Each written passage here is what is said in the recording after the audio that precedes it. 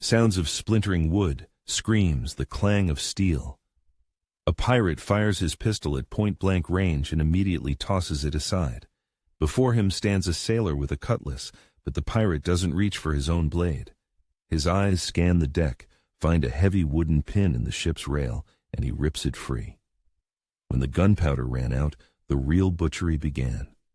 In the next 10 minutes, we'll uncover the arsenal of desperation, weapons you won't find in museums because they were part of the ship itself. You have to understand, the pistols of that era were single-shot. Reloading in combat took up to 20 agonizing seconds. Tossing aside a useless piece of metal wasn't an act of fear, but a tactical necessity. It was an instinct, like a modern soldier dropping an empty magazine to save precious moments. Pistols and cutlasses were for show. But what happened in the hell of a boarding action after the first volley had been fired? How did ordinary, even mundane items on deck, tools for mending sails, rope fasteners, even kitchen utensils, transform into tools of unimaginable brutality? This is the story of how ingenuity born from desperation created the most effective weapons.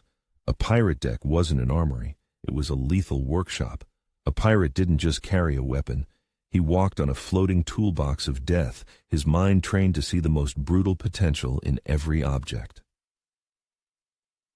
We'll show you a tool more terrifying than a boarding cutlass, because it was designed to tear through thick canvas, and we'll reveal the secret of pirate grenades that didn't explode but caused suffocation and panic, breaking the will to resist before the fight even began. These projectiles, known as stinkpots, were documented by Captain William Dampier. This wasn't fiction. It was a real, primitive form of chemical warfare, a recipe pirates borrowed from Chinese and Arab sailors. But let's return to our pirate. What he grabbed is a belaying pin, a piece of sturdy wood, oak or beech, weighing up to 4 pounds. Its job was to hold the multi-ton tension of a rope. In hand, it became a perfect bludgeon. Unlike a cutlass, it required no skill in fencing. One strike to a joint or the skull, and an opponent was disabled. This was the first rule of pirate combat.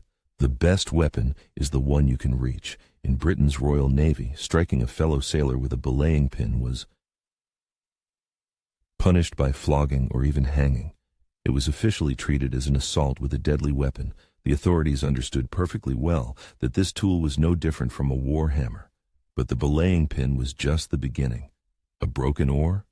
It's no longer an oar. It's a two-handed club or a short spear with a jagged, splintered end. A spoke broken from the ship's wheel became a perfect mace. Even a wooden bailer used to scoop out water became a weapon. It could block a cutlass strike and deliver a crushing counterblow to the face. The main principle was simple: mass and availability. Imagine getting into a fight in a hardware store. A shovel handle, an axe handle, a heavy hammer, all become weapons. For a pirate, the deck was that store, only he knew every tool since childhood. Why a club and not a blade? The answer lies in the medicine and psychology of the time. A cut from a cutlass might not be fatal, but a blow from a heavy object broke bones. It caused internal bleeding and was guaranteed to take a man out of the fight, even if it didn't kill him instantly. This was a weapon not for killing, but for disabling an opponent quickly and with minimal effort. In the 18th century, there were no x-rays and no internal surgery. A broken rib that punctured the spleen was a guaranteed death sentence. A ship's surgeon could stitch and cauterize a clean cut with a red-hot iron, but against massive internal trauma, he was completely helpless. That's why a club was more feared than a blade. Conduct a thought experiment. Look around you right now. What can you see that could be used for defense? A chair leg? A heavy book? Pirates thought the exact same way. Their room was the deck, cluttered with functional and deadly objects. Their minds were trained to see not the item, but its brutal potential. This was the mindset of Jason Bourne 200 years before he existed. Bourne used a pen and a magazine. A pirate used a rigging hook and a piece of rope. The principle is the same. Your environment is your arsenal, a skill that intelligence agencies today call the use of environmental objects. Wood broke bones. But the real horror began when tools designed for working with the ship's rigging came into play. They didn't crush, they tore. We're moving from the carpenter's arsenal to the butcher's tools. These items were made of steel, and their purpose was to rip and pierce material tougher than human flesh.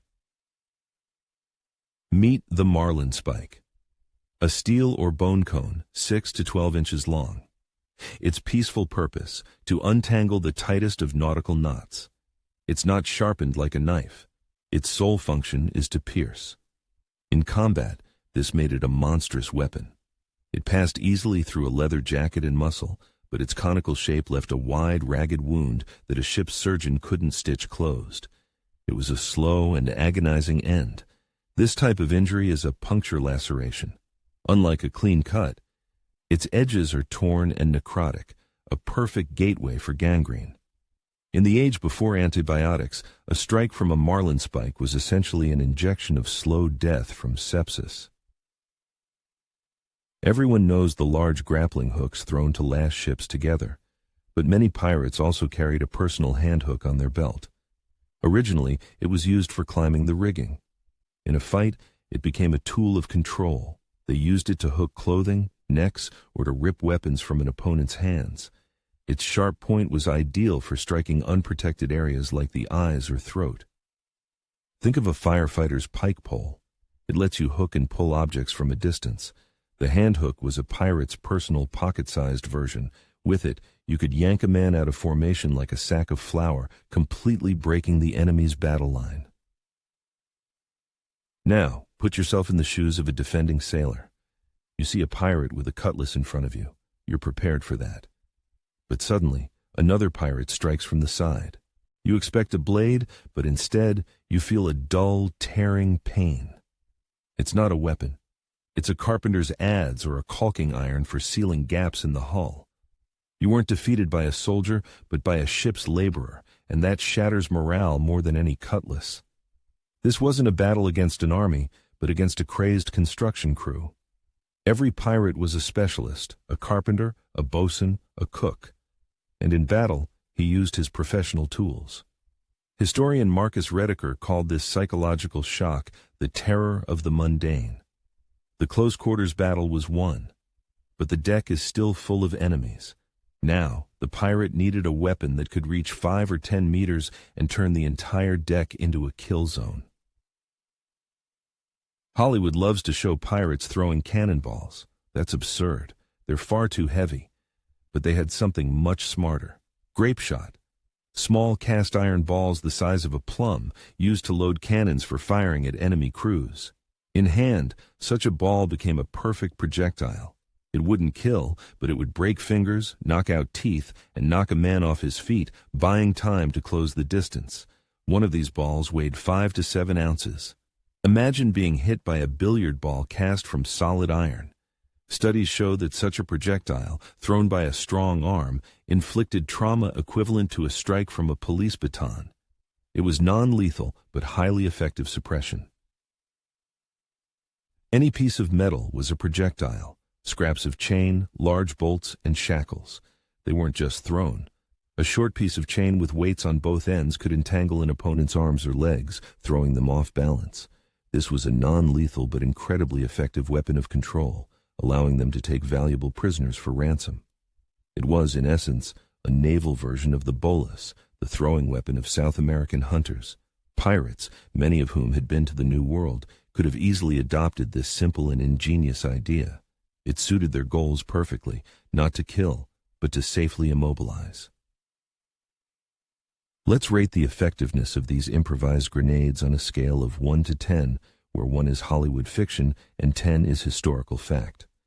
Hand-thrown grape shot, 9 out of 10, mentioned in ship logs. Thrown chains, 7 out of 10, logical and practical, but with little direct evidence. But the stinkpots we mentioned earlier, a solid 10 out of 10. At the wreck site of Blackbeard's ship, the Queen Anne's Revenge, archaeologists found shards of ceramic vessels.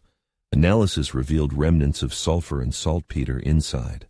This is direct physical evidence, boosting their rating to an 11 out of 10. Picture this clay pot. It doesn't explode with a deafening roar.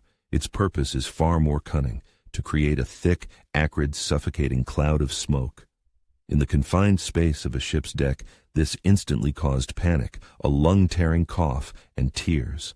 Men became disoriented. They couldn't fight. It was a primitive but brilliant chemical grenade, the tear gas of the 18th century. Burning sulfur releases sulfur dioxide, a gas that forms sulfurous acid when it contacts the mucous membranes of the eyes and lungs. The effect was comparable to modern tear gas, instant disorientation, and inability to breathe or see. The pirates boarded when the defenders were already blinded and choking. But the smoke was merely a prelude to every sailor's greatest nightmare: fire. Fire on a wooden ship is absolute terror. Pirates knew this and used it ruthlessly. Burning tar poured onto the deck not only inflicted horrific burns but also spread panic. The enemy crew would rush to fight the flames, not the pirates. They didn't want to burn the ship. It was their prize. They wanted to break the will to resist.